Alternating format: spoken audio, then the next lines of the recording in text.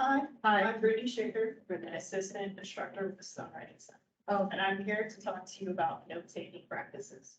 Just to tell you a little bit about myself, I am a graduate of Delmar College that went on to get a bachelor's degree from Texas A&M University, Corpus Christi, and then a master's degree from Texas State University.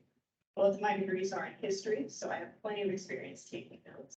And I'm looking forward to sharing with you today some of those practices so that you can take ownership over them, make them your own, and learn how to use them in a way that suits your learning needs and helps you succeed in your courses. So what exactly are we going to cover today? 3 things. The first, why we take notes. I don't know about you, but I'm somebody who, if you don't explain to me why I should be doing something or why it matters, I don't really vibe into it that much. I'm going to go, well, it's cool that you do it that way, but I'm probably going to go into it like that. Thanks. So I like to tell people why we do things so that way we become more invested, and we feel like it matters and it's not pointless. Somebody's just asking us to do something. Then we're going to go over when to take notes. This one's pretty self-explanatory. It's just in what situations in your courses where you want to take notes. Finally, we'll go over how to take notes, and we'll just go over about 4 strategies that you can learn to mix and match and again make your own.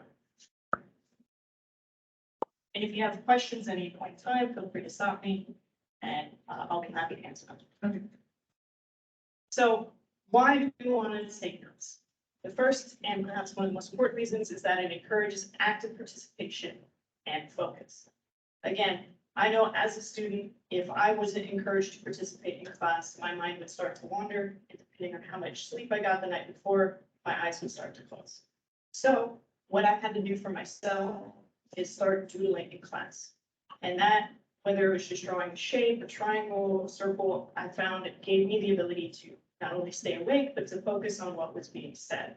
Note-taking works in much the same way, where we're engaging our bodies and our minds at the same time. So that way, we're paying attention to what's being said to us, and we're processing it in multiple ways, right? So we're hearing what's being said, we're seeing what's on the board, and then we're physically writing it down.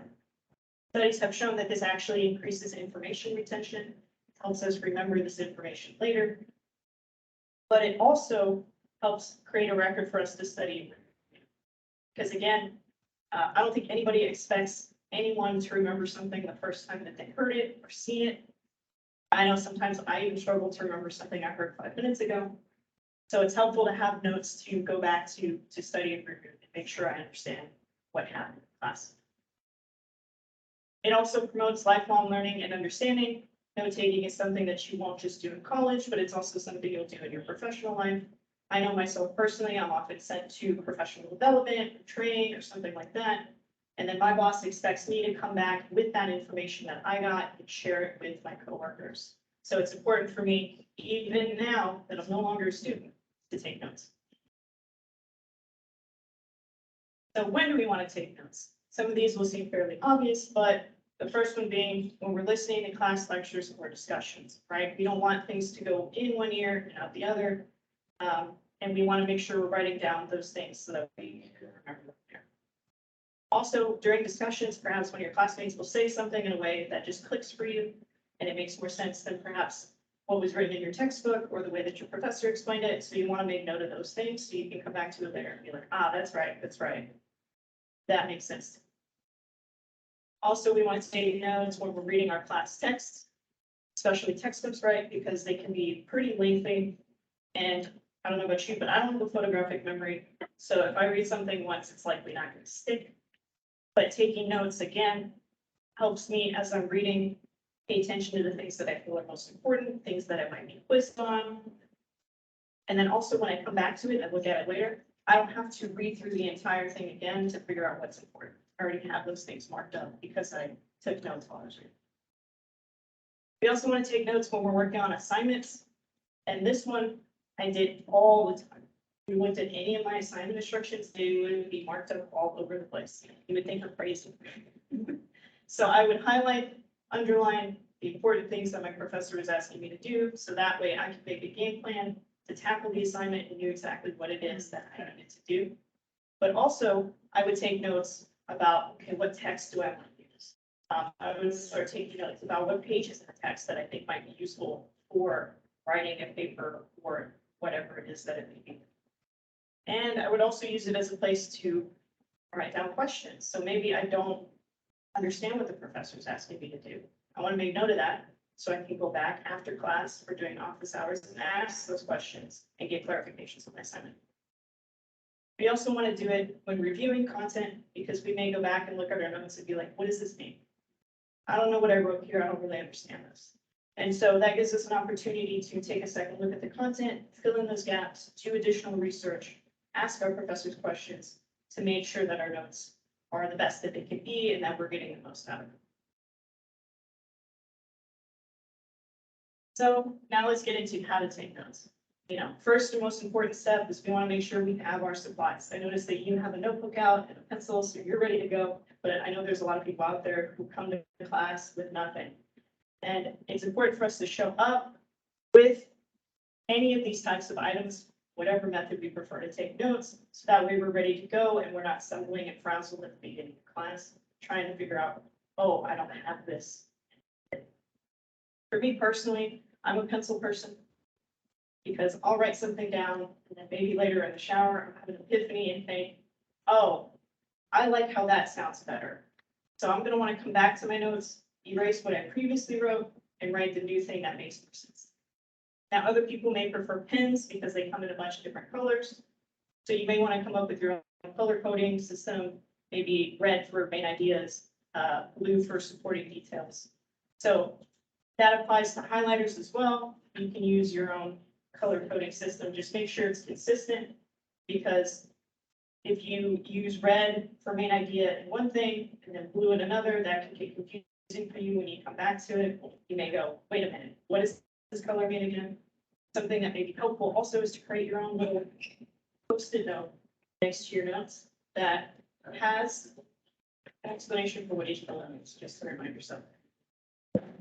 Other people prefer to use technology, so they may want to take notes on their phone or computer. A lot of phones and computers have applications that do dictation, so you can speak into them, and it'll type up what you're saying. This is particularly good for people who aren't a fan of having to do something handwritten, or maybe they're better public speakers, and so they prefer to talk things out loud versus writing it down or typing. Another thing that you can use is note cards or sticky notes. I feel this one's really good for people who are more visual learners, so you prefer to be able to move things around and so they're not so static. So you may put ideas or concepts on note cards or sticky notes and just move them around so you can make different connections between. And then last but not least, class materials. You need the things that you're going to be required to take notes on, whether it's a recorded lecture, an assigned video, your textbook. Without that, right, we can't make it. So here are the 4 strategies we're going to cover today. Some of you may be familiar with them already. The first being Cornell notes, and annotations, also referred to as active reading, mapping, and charting. So what are Cornell notes? It's a note-taking system developed by a Cornell University professor, hence the name. And we divide our paper into 3 sections. One section is for our notes, main ideas and questions, and the last one at the bottom is for summary. What I like about this example here on the board is that it doesn't just give in the note section textual examples, so things that you write down like facts or dates, but it also allows for diagrams or pictures. So again, if you're a more visual person, if you're artistic, you can do that in there. Also thinking about classes, especially maybe in biology, where you have to learn parts of the cell or parts of the body, you're supposed to draw pictures of that. You can also do formulas. So say you're taking a math class and you need to memorize formulas, you can write those down as well.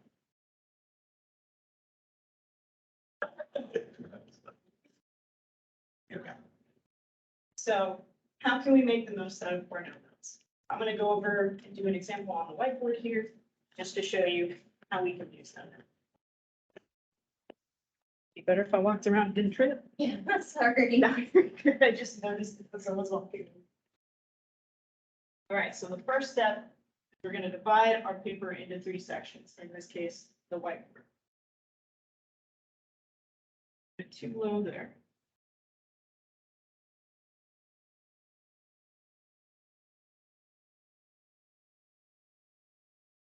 Let me know if I need to use a different color marker, if you can see that well enough. Maybe. It's like, it feels like it's running out, huh? Yeah. Okay. Is that better? Mhm. Okay. So, in this right section here is gonna be oral notes, but first I wanna write down the topic at the top. So when I come back and I look at it, I'm like, okay, my notes are about this. So let's say, for instance, we're having a lecture on the writing process. And excuse my handwriting, it is not the best. In this notes section here, I'm gonna write down the different stages of the writing process and any notes that'll help you remember what we do in each stage. So I'm gonna start with pre-writing.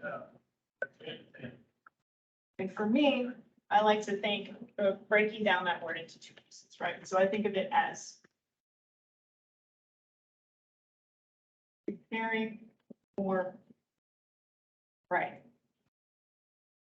Now notice here that I use, right, for there instead of writing out for.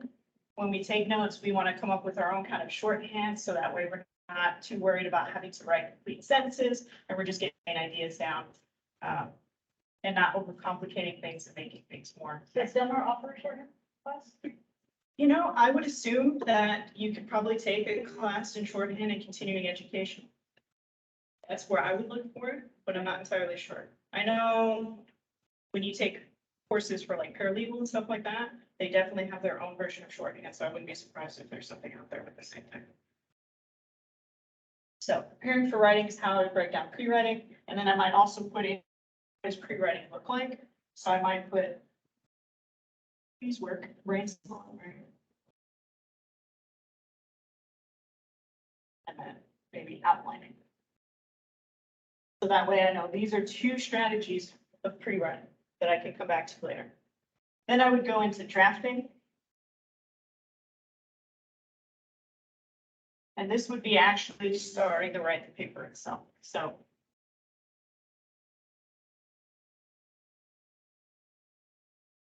I'm just gonna put writing there. It is just the basic process of writing. And then once we get through drafting, we go into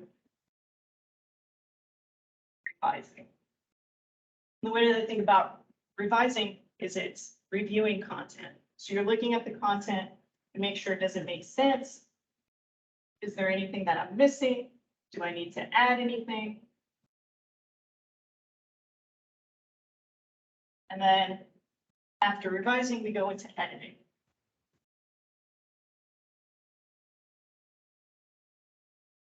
And editing, as opposed to revising, is when we're just polishing the paper. So we're not looking at content anymore, but we're looking at things like grammar.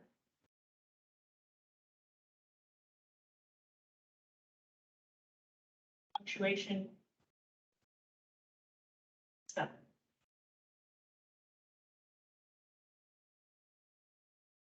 And then one more thing I might write in my notes about the writing process is that it's not linear, right?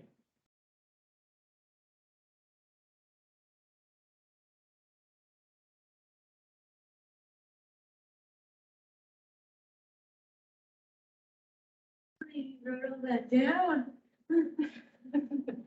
And so, as we can see here, I used another form of shorthand that'll make sense to me. Where I put, it does not equal linear, to remind myself it's not a linear process. And so now that I have all my notes here, I want to come back into this left column and do my questions or key ideas that I can review later. So for this one, I might just write, is the writing process linear? Now, I think this marker is dying, so I'm going to try a different one.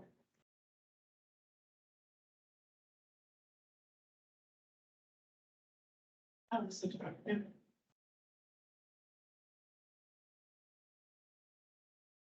The writing process linear.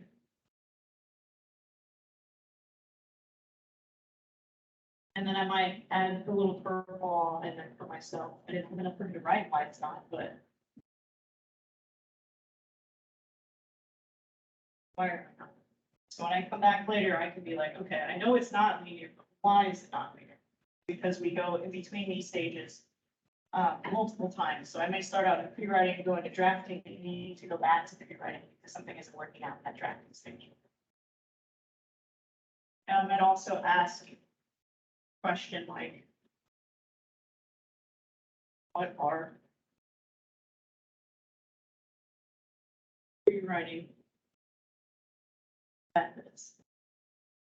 And then that question prompts me to remember, okay, brainstorming is part of rewriting. So it's outlining, free writing, cubing, right? I didn't write them all down here because I don't have space, but yeah. So you see how we go from here's our notes to here's what's going to prompt us to remember what's in our notes.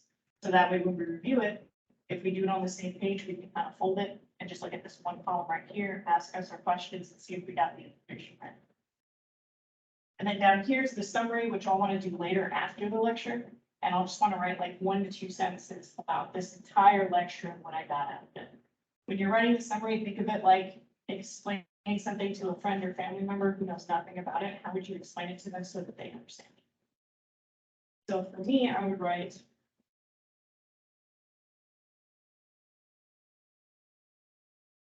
writing process as stages. Almost like today. And then I would list them here. And then I would say, it is not a linear process.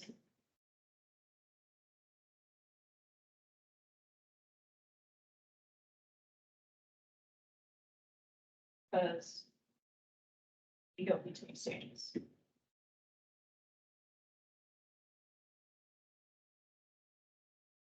And again, right, so we have some other shorthand here, and some shorthand can also come from, say, if you're an avid texter, or you know people who are avid texters, that's where a lot of my shorthand comes from.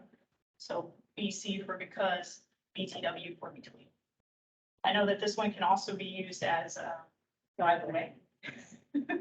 So if you needed that differentiation, you can also add it in there.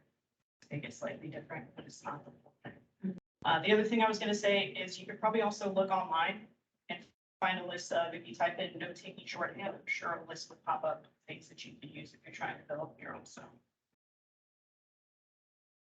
But that's Cornell Notes in a nutshell.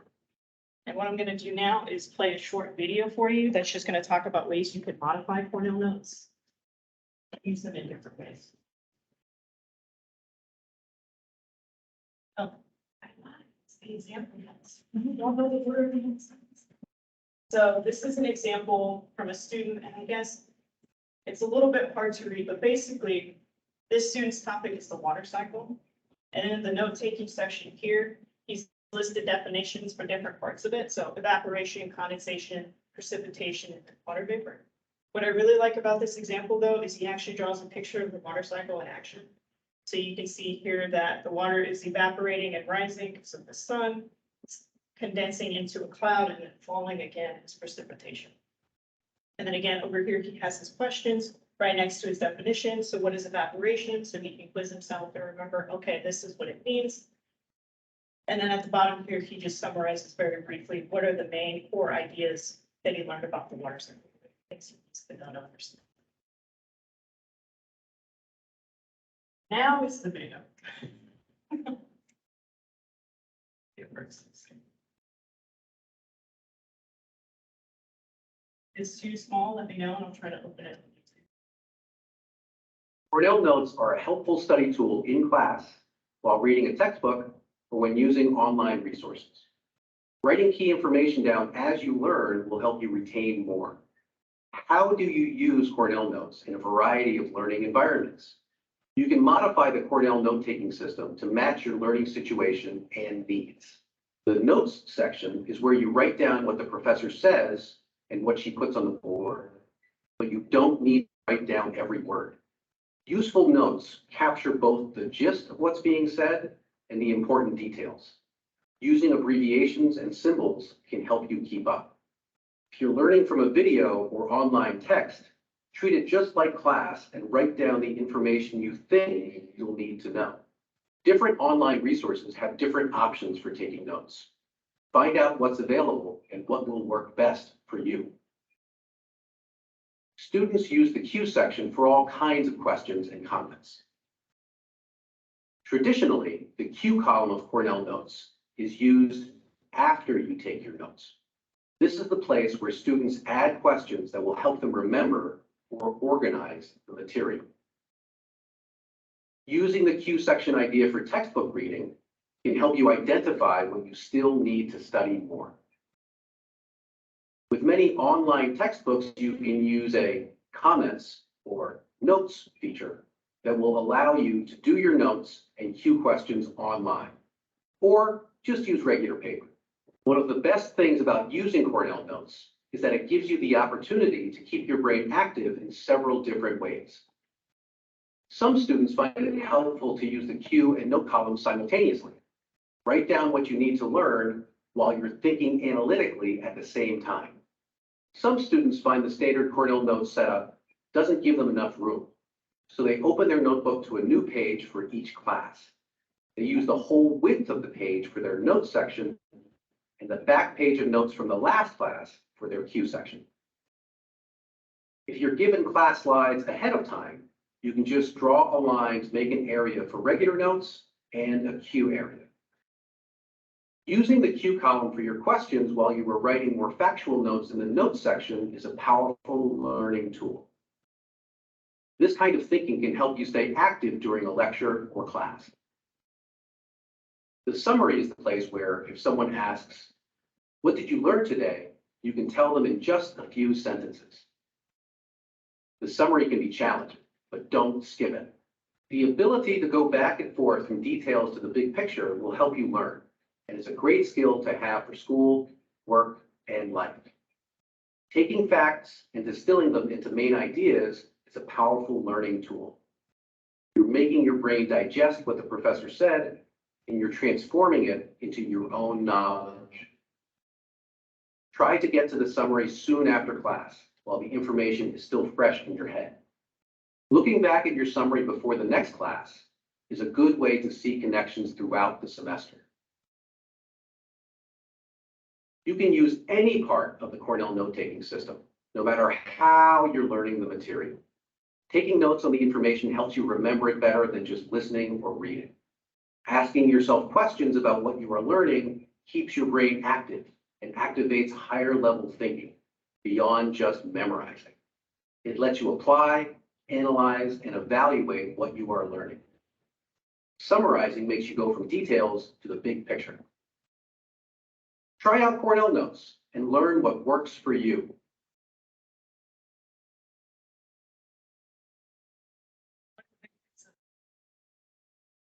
That it tells you it's not a one size fits all, right?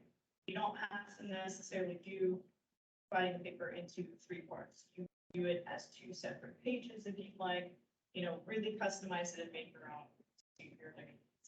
I know personally for me, I would probably use that suggestion they talked about where you have one side for the notes and the other side for the queuing, because I tend to write really big, as you can see, that example there. So I want to have that space to be able to write. I mentioned on the slide about steps that after we finish doing our notes, we're not just done with them, right? We want to review them. And I know they also mentioned that in the video. And it's super important to do that reviewing. And I know myself as a student, that's probably the most that I got out of my notes was in the reviewing process. And you don't have to, try and cram for something the day before. You can do, 5 to 10 minutes of reviewing every day, just looking at your notes and quizzing yourself. And something else to keep in mind is that a lot of us tend to review the things we're already familiar with because we're comfortable with them, we're confident in them. But the thing we actually want to spend the most time reviewing are the things that we're unfamiliar with, things that we're unsure about. And as part of that reviewing process, we also want to make sure, right, that we're asking questions, we're going to our professor or a textbook or doing some research online. Make sure that we understand everything that's in the notes. Because if we're reviewing incorrect information, right, that's not really helpful for us. Or if we're missing information, we're not getting the whole picture.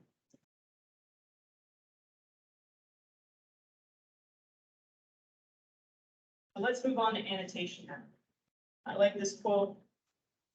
It says, when you actively read or annotate the text, you underline, highlight, draw arrows, and make marginal comments. This is a way of making the text your own, of literally putting your mark on it, noting the key passages underneath. The reason I like it is because it not just tells us what we're doing while we're annotating, right? Underlining, highlighting, making marginal comments, but why we want to annotate, right? Because it's a way for us to engage with the text, make it our own, and make it more useful for us. Because I know there's been times when I've read things, and I'm like, I don't see a point in this. Why am I reading it? What am I supposed to get out of it? But by annotating, that helps me kind of take myself out of it and look at it and be like, oh, okay, this makes some valid points here that maybe are relevant. So what kind of things do we want to annotate? Well, first and most obvious are words we don't know. So anything we come across, any kind of concept, idea, vocabulary we're not familiar with, we would want to make note of. And then we can also do the topic, because again, we don't want to have to read through the entire thing just to figure out what it was about. We can just write down the topic, big words at the top. So that way, as we're scanning through the textbook and we're reviewing it, we can go, oh, okay, here's the part that I need to review about this thing. Then we also want to look at main ideas for a bunch of the same reasons. We want to mark those out so that way we know exactly what that piece was about. And if we want to read more about it, we can, because we already know what that section is going to be about. Then we also want to annotate supporting details for the examples or pieces of evidence that are used to support the main idea. How are they making their argument? How are they talking about this topic? What are they saying? Finally, and I feel like perhaps one of the most important things that we want to do is annotate things that we have a personal connection with.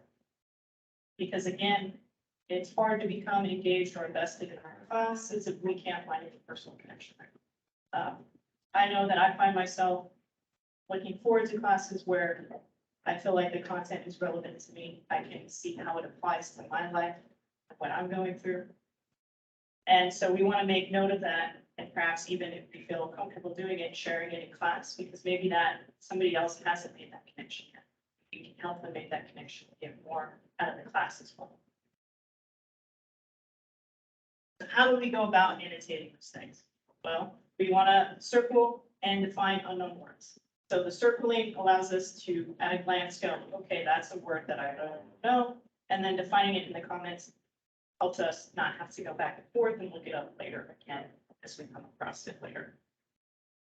We also want to, again, identify and mark the topic and main idea. This could be highlighting, underlining, or even doing shorthand marginal comments, main idea, and writing out what it is. And also underlining and highlighting keywords or phrases, so things that are repeated often in the text. Those are probably important for us to know, and things that we're going to have to become familiar with to truly understand concepts. We also want to consider doing brief summaries in the margins, because again, the whole point of annotating is so that we don't have to come back and then later reread through everything and try to remember what we read the first time, because we've already done the work in advance. And all we need to do is glance at those summaries and tell us, that tells ourselves, okay, this is what I read, this is what I got. We can also sketch pictures or draw symbols in the margins. So again, say for example, you're in a biology textbook and you want to sketch an image of whatever bird they're talking about. So that way, when you come back to it later, you can go, okay, they talked about birds here. For symbols, we'll get into a little bit more on the next slide. But we also want to jot down questions, because again, if there's anything that we don't get or we don't understand that we'd like, and it could be personal research questions as well, things that we're just interested in knowing more about, not just things that we need clarity on. So again, you really want to take ownership of your learning process and research and look into things that are of interest to you and not just what you need to do.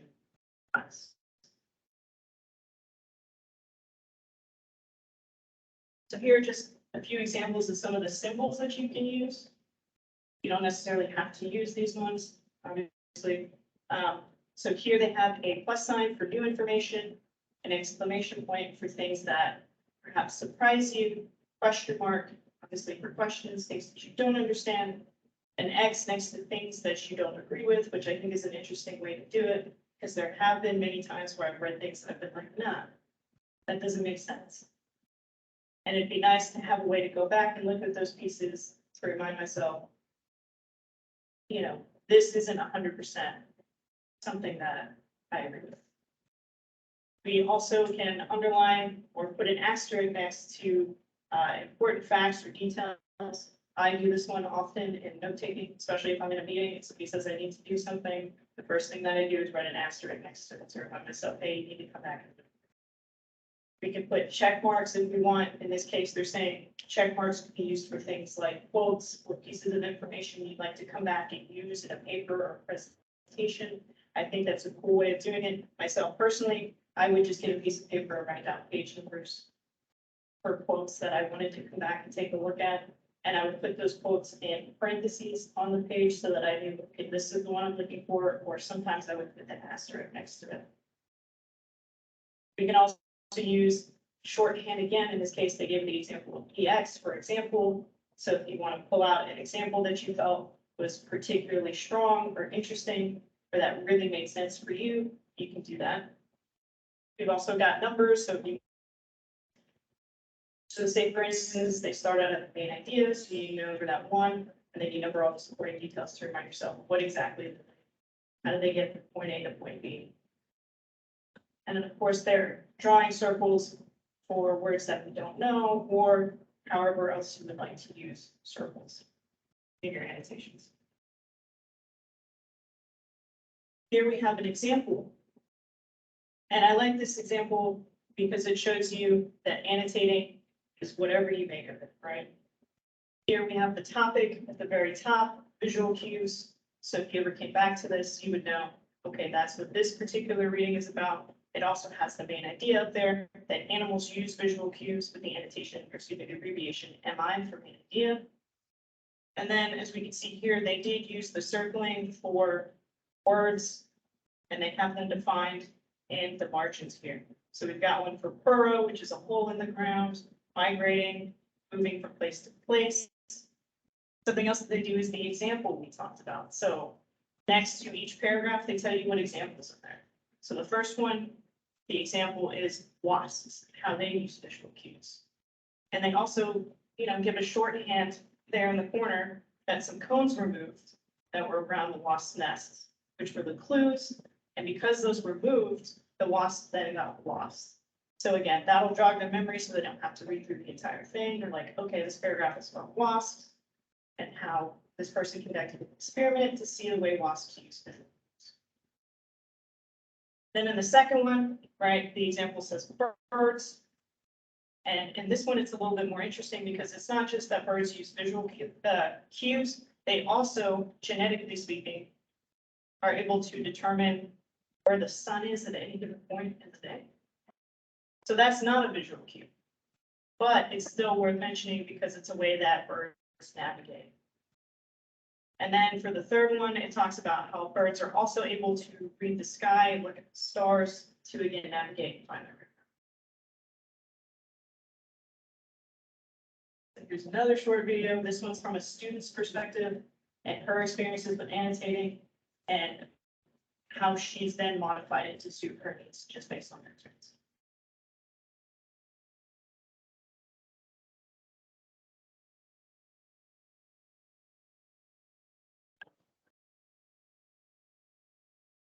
Hey guys, ever since I mentioned it in a one of you wanted to know how I annotate books.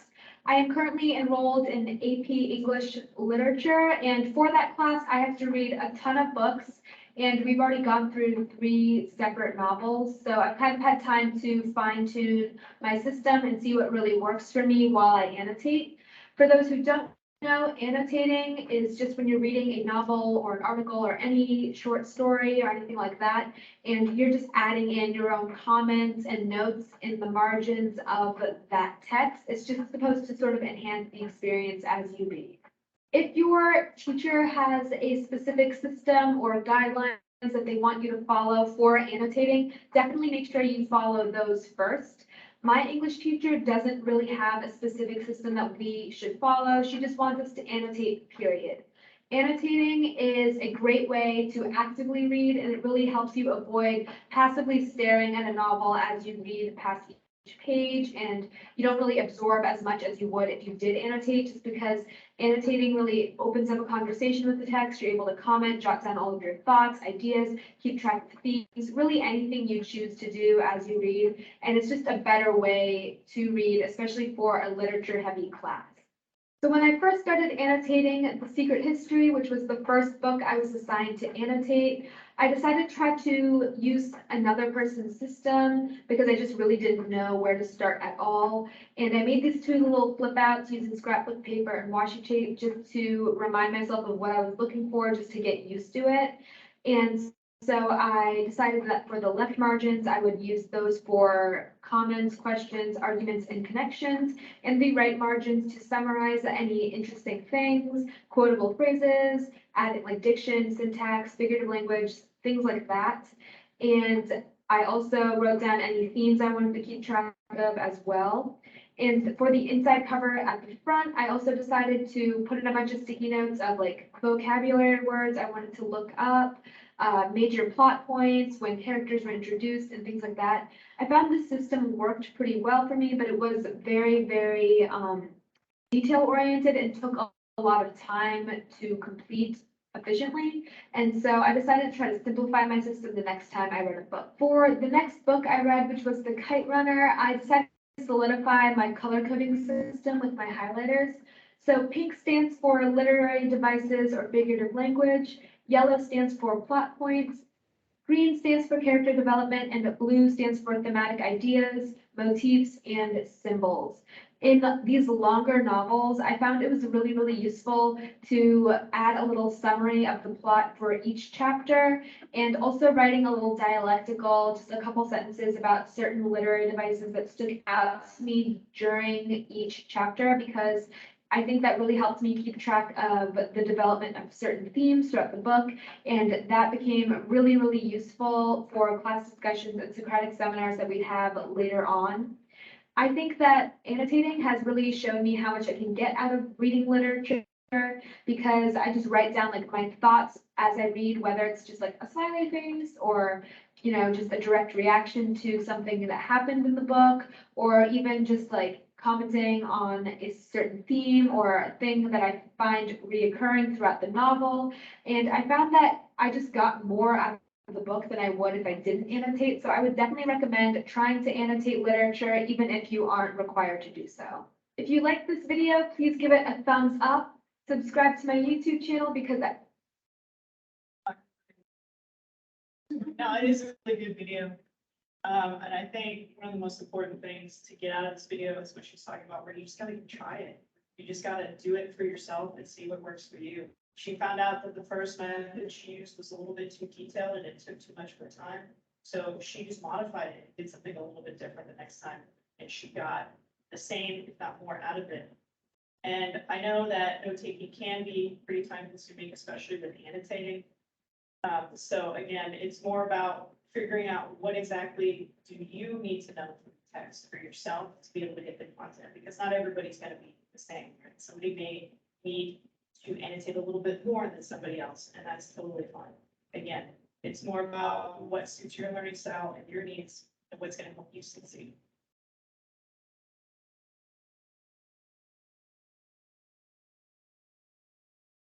So the next one we're gonna talk about is mapping.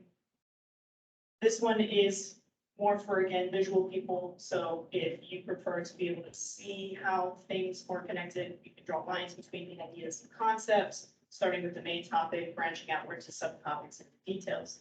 In this case, in this example, the main topic is body language, because we're learning about body language or presentations.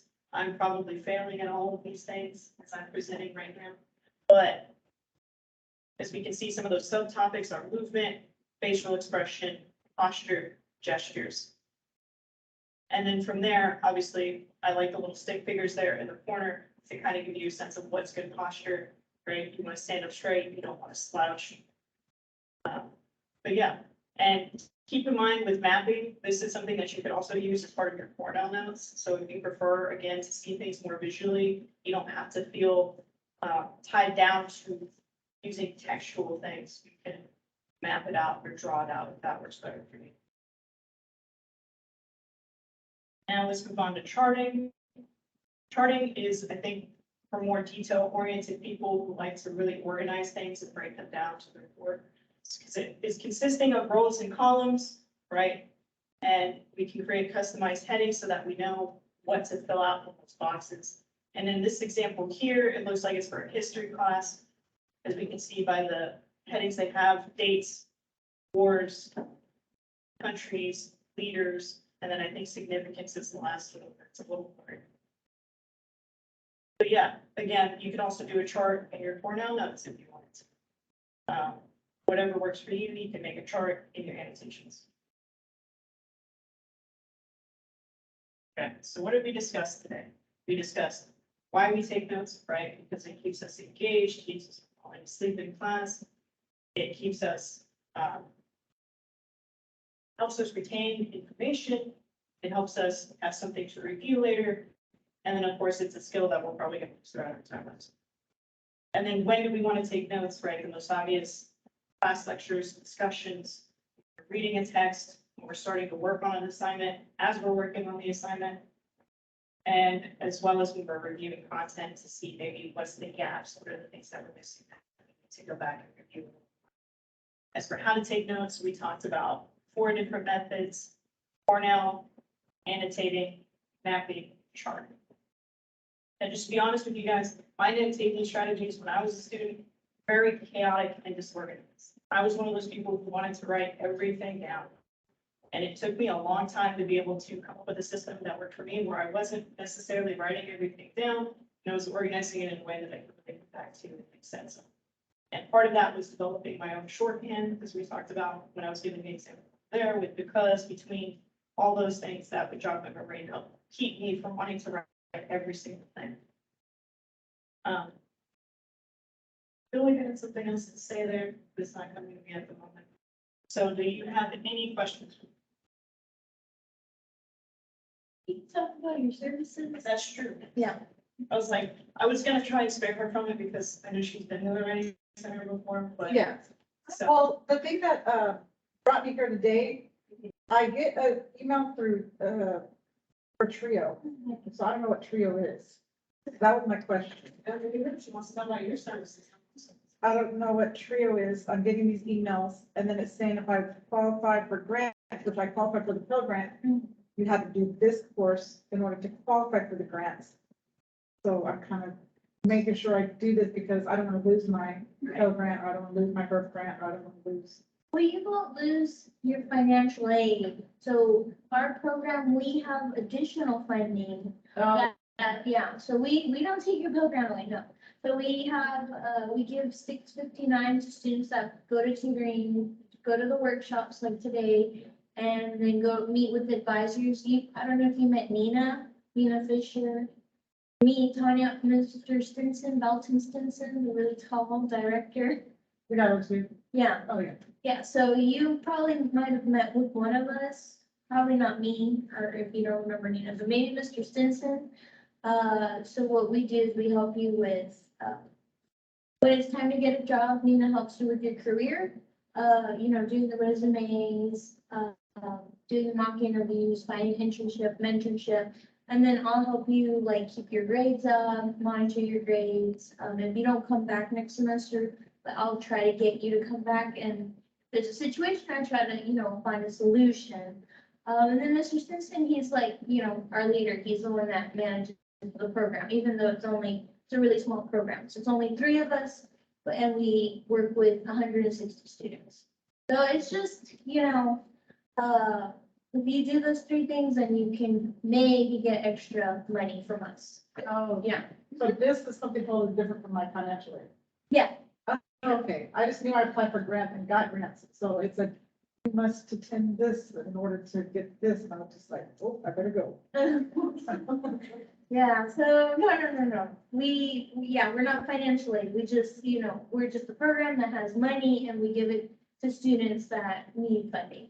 But those are the ways, like, we don't give money for no reason, like, you gotta do the work. We want you to go to tutoring, meet with advisors, and do the workshops because they're helpful for you. And then you can talk about your services. Yeah, so for anybody that doesn't know, that's watching us later, The Writing Center is where you come for help for anything writing related. So it doesn't have to be for a course, although that's what we see people most often. We're also open to the community. So say, for instance, you're a former student and you want to help with a resume, or we've even had students from Texas A&M Corpus Christi come back and be like, hey, I really like working with y'all. Could you take a look at this paper I'm working on for a class over there? That's totally fine. We also help with, transfer essays, scholarship applications, any type of writing. We're here to help. We've had people come in for help with the book that they're writing, right? So we just get a whole wide variety of things. And you can come in at any stage of your writing process, so you don't even have any writing to come in and work with us. We can help you with brainstorming, all of those parts of the writing process that I named over there, we can help you with. And so the way that it works is it's in person, it's walk-in basis. You just walk in, you sign up, and somebody will sit down and work with you. Sessions in person are 20 minutes, but we don't limit you to how many sessions you have in a day. We just ask that after you meet with the tutor, you kind of work to apply the feedback first before you sign up again. We also have an online service that you can access through our website, delmar.edu/SWC. You'll see a big button on there that just says online tutoring. You click on that button, it will prompt you to enroll in our Canvas course because that's how our online service works. So if you enrolled in that course previously in another semester, you will have to enroll in it again subsequent semesters, because that's just how Canvas is set up and how it works.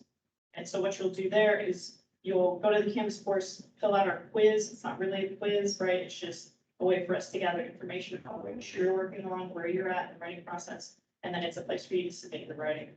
And then we get that quiz, we notify you, we've received it, and what our turnaround time is. Normally, it's within 24 to 48 hours. Sometimes it's up to 72. It just depends.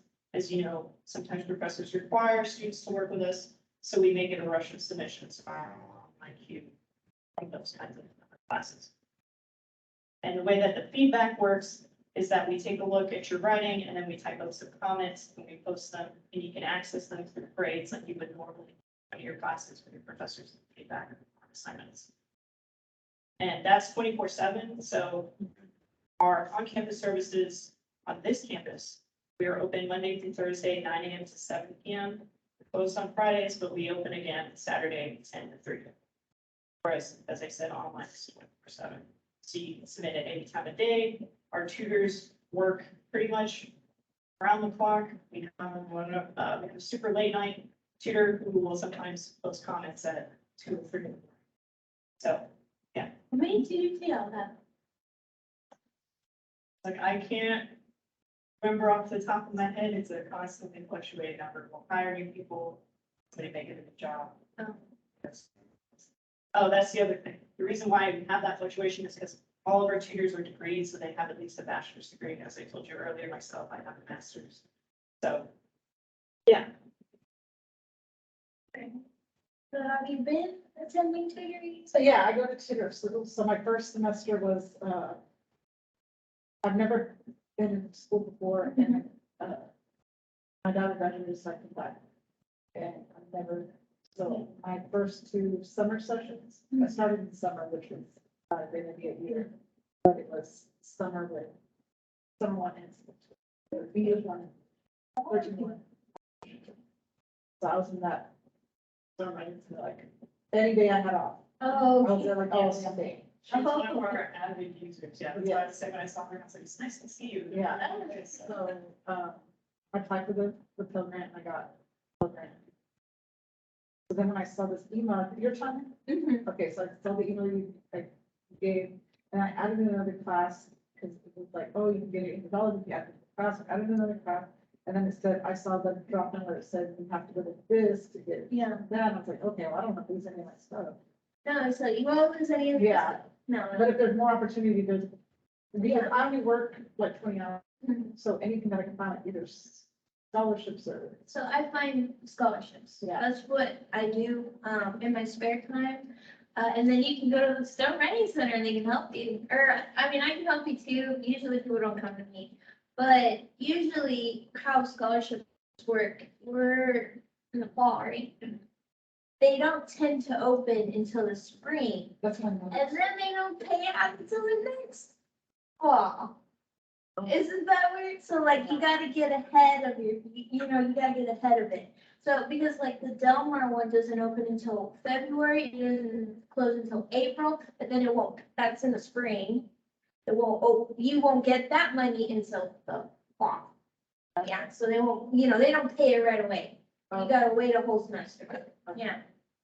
So that's how that works. And, when you do your financial aid, have you done it for the following year? I just did the one right now, that just opened on the first, Okay, or I guess the following. yeah, 23, 24. 24. Yeah, so that pays out, fall, spring, and it also covers summer.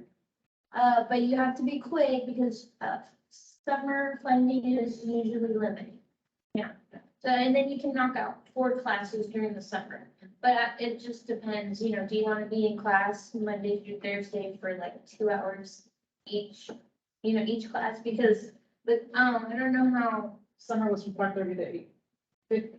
Yeah, so it's a longer period of time because you have to cover more information in a shorter period. Yeah, so like I don't know how fast you want to graduate, but summer classes help you graduate quicker. Yeah. Yeah, because I think, it's a 2-year degree, Mm-hmm. and because I've been taking summer, and I'm taking some of this, it chopped off a good amount. Mm-hmm. But then able to get my 60 hours with. Well, out of this class. So Yeah. that's what 3 credits. But I think I'm gonna be able to. Do like a year and a half versus. Yeah, 2 years. Yeah, so if you're full-time, if you stay full-time and then you take the summer classes, you can graduate faster. Yeah, and then do you know what you want to do after you graduate, or are you done? Amen, okay, for So what? like, emergency. Criminal justice, okay. I have a friend who he did his criminal justice and then he got his master's in public administration. And then he went off to be like a supervisor at the probation office for juveniles. Yeah, so like, she has her master's, I have my master's, so, if you want to further your education, it always helps. It opens more doors. Because I know, with a master's, you can teach at a community college. So I teach here at Del Mar. I only teach 2 classes though. So then the next question is, if I do apply for scholarships or try to get scholarships, coming in February, you're saying you don't see the return to the following. So maybe by that time, already be available, but still work, or is it gonna be totally like, oh, you don't get it now, you're not here? Yeah, you wouldn't get it if you apply here from Del Mar, you won't get it, but there's external scholarships. So if you apply, you're like, oh, I'm a transferring student, like right now you can apply to the Herman and Herman scholarship. That it already opened and I don't think it's due until December. Yeah, so if you want to go ahead, if you want to go to my office, I can like print out the information. Okay, for you. Yeah, and but I think you have to record a video. Okay. Yeah, so if you maybe, I don't know, want to write a script with the Stone Ready Center, and then record yourself, just so you know what you're saying, you're not just like Right. like staring blankly at a video. But not every scholarship requires you to write a paper and submit it. Some are gonna do something creative, make a video of yourself, or create, Do that. yeah, or I was gonna say, that sounds like fun too, to be honest. yeah, and some I've found that are like, oh, make a poem. Or some are like, make a marketing, something in marketing, I can advertise. yeah, advertisement. So like not every scholarship is the same. Okay. There's actually a bank around here, Capital Credit Union, I don't know. First capital maybe? I think so. They have a scholarship. Yeah, but I'm constantly looking and I always have the worst luck in the fall. It's always in the spring when everything opens up. Yeah. And I'm just trying to figure out how to subsidize my hours, because I'm working less hours, but going more to school, so everything's going up, so. Yeah, Okay, I gotta pay this, I gotta pay this, I gotta get groceries. Well, you can maybe look into a work study where Nina can help you more with the work study, but work study pretty much, you can get a job here on campus. Yeah. Making $10 is better than nothing, but you're allowed to study while you're working. If there's nothing going on, you can study. We're Yeah. also hiring students as well right now, so we are starting phase 11. So, So, Yeah, that's what I'm gonna think about. Just because, well, I kind of feel like right now with my 20 hours at work and then phone and everything else, like studying the 15 hours of school, like I'm kind of asked to get more work. yeah, But that's what I'm thinking, what can I do to subsidize without having to like put more hours to take work? Yeah. But I mean, if you can't study at the same, Yeah. that's kind of, that's why they call it work study. yeah. So you can study, well, because we have two student workers, and there's some things that we can't just give them, like, we can't, that's duties that we need to do, and we have the permissions to do that, but they don't, because they're just students. And then some stuff are confidential, so, we're just like, please just go do your homework. Go study. Yeah, go study, not in a mean way, just, I'll be like, okay. we don't have work for you today. Yeah, you know? So they're just there, just, Yeah, they're there until we ask them to do something. Like the other day, I needed one of them to cut a bunch of little surveys for me, and she did it. And something off my plate, or something simple. Not everything simple, like I know one of our student workers today went to the college fair, but, to help career services, but that's not something that always happens. and is it set hours? Because at my work, I can be scheduled anywhere from 8 to 5, Monday through Friday. And it's not a set schedule. That's something you can work out with your boss. Yeah, with your, Where you're assigned. yeah, with your boss, whoever is your boss here on campus. That's something we can do. Yeah. Awesome. Yeah, Thank you. thank you. Well, thank you for coming too. Yeah, I'll definitely take that flyer and have it for permanent. Oh, okay, yeah.